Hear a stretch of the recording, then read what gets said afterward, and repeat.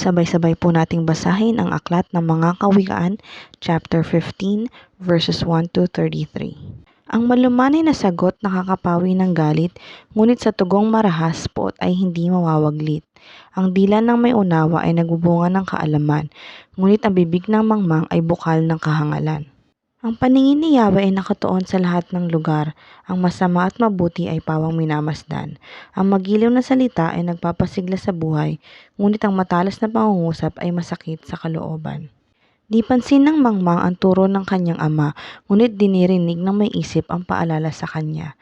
Ang tahanan ng matuwid ay puno ng kayamanan, ngunit ang masamay nagkukulang sa lahat ng kailangan. Ang labi ng may unawa ay nagkakalat ng karunungan, ngunit hindi ganoon ang hangad ng isang mangmang.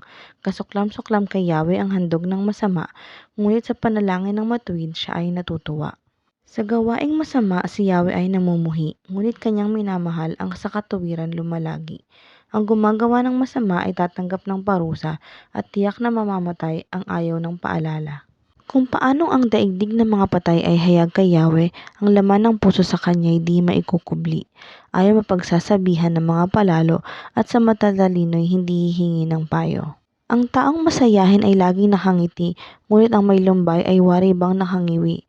Ang taong may unawa ay naghahangad pa ng karunungan, ngunit ang mangmang ay nasisihan na sa kanyang kahangalan.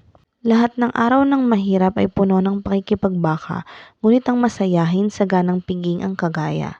Ang mahirap na gumagalang at sumusunod kay Yahweh ay mas mainam kaysa mayamang panahirap naman ng kalooban. Mas masarap ang isang plato ng gulay na inihaing may pag-ibig kaysa isang matabang baka na inihaing may galit. Ang mainit na ulo ay humahantong sa alitan, ngunit pumapayapa sa kaguluhan ang mahinahong isipan. Ang landas ng batugan ay punong-puno ng tinik, ngunit patag na lansangan ang daan ng matuwid. Ang anak na may unawa ay kaligayahan ng isang ama, ngunit ang isang mangmang ay kahihiyan ng kanyang ina.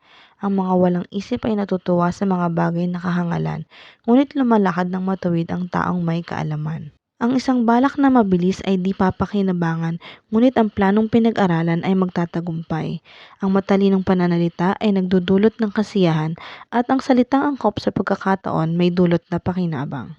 Sa mga marunong, ang daan ng buhay ay pataas upang maiwasan ang daigdig ng mga patay.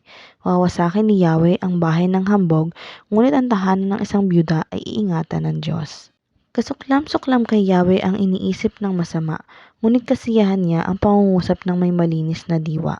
Ang gahaman sa salapi ay nauuwi sa kaguluhan, ngunit ang tumatanggi sa suhol ay mabubuhay ng matagal. Tinitimbang ng matuwid kung ano ang sasabihin, ngunit di na iniisip ng masama ang kanyang sasalitain. Pinapakinggan ni Yahweh ang daing ng matuwid, ngunit ang panawagan ng masama ay hindi dinirinig. Ang masayang ngiti sa puso ay kasiyahan, at ang mabuting balita ay may dulot na kalusugan.